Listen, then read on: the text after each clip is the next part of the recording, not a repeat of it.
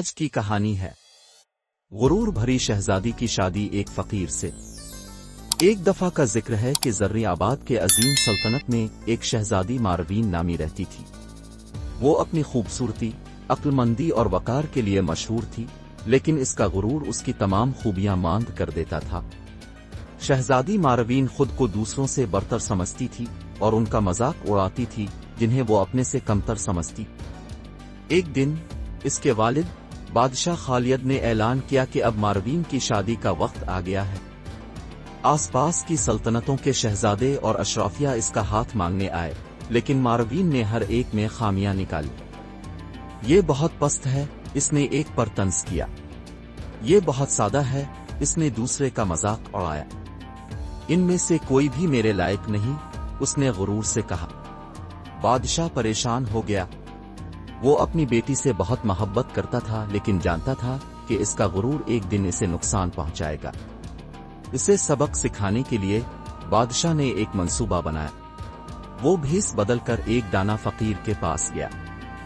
فقیر نے بادشاہ کو ایک سادہ سا سنہری انگوٹھی دی جس پر ایک پراسرار جملہ کندہ تھا، "اجز وہ دروازے کھولتا ہے جو غرور نہیں کھول سکتا"۔ فقیر نے سرگوشی کی، یہ اس کے راستے کی رہنمائی کرے گی۔ بادشاہ قصر واپس آیا نئی امید کے ساتھ۔ اگلے دن محل کے دروازے پر ایک فقیر آیا۔ اس کے کپڑے پھٹے ہوئے تھے اور وہ ایک پرانی ستار اٹھائے ہوئے تھا۔ اس کی حالت کے باوجود اس کی آواز دلکش تھی اور اس کا رویہ عاجزانہ تھا۔ شہزادی ماروین جو بالکنی میں کھڑی تھی اسے دیکھ کر ہنس پڑی۔ محل کے دروازے پر ایک فقیر، یہ مذاق ہے، اس نے کہا۔ یہ سن کر فقیر نے اوپر دیکھا اور جواب دیا، فقیر کا دل بھی انمول خزانے رکھ سکتا ہے۔ اس کی بات سن کر شہزادی کو دلچسپی ہوئی، لیکن وہ ناراض بھی ہوئی۔ اس نے مذاق کرنے کا سوچا اور اپنے سپاہیوں کو حکم دیا کہ فقیر کو اندر لائیں۔ اگر تم مجھے ہنسا سکتے ہو تو میں تمہیں انعام دوں گی، ورنہ تمہیں یہاں سے جانا ہوگا، اس نے کہا۔ فقیر مان گیا اور ایک دل کو چھونے والا گانا گایا جس میں دولت اور خوبصورتی کی عارضی نوعیت کے بارے میں بات کی گئی تھی۔ اس کے الفاظ اتنے گہرے تھے کہ ماروین کی ہنسی آنسوؤں میں بدل گئی۔ اس نے محسوس کیا کہ اس کے دل کو کسی ایسی چیز نے چھوا ہے جو اس نے پہلے کبھی محسوس نہیں کی، عاجزی۔ یہ دیکھ کر بادشاہ نے اپنا منصوبہ ظاہر کیا۔ ماروین، یہ فقیر کوئی عام انسان نہیں ہے، یہ عقل مند اور مہربان ہے۔ اگر تم اس سے شادی کرنے کا انتخاب کرتی ہو تو تم زندگی کے حقیقی معنی سیکھو گی۔ ماروین اس تجربے سے عاجز ہو کر مان گئی۔ ان کی شادی کے دن فقیر نے اپنی حقیقی شناخت ظاہر کی۔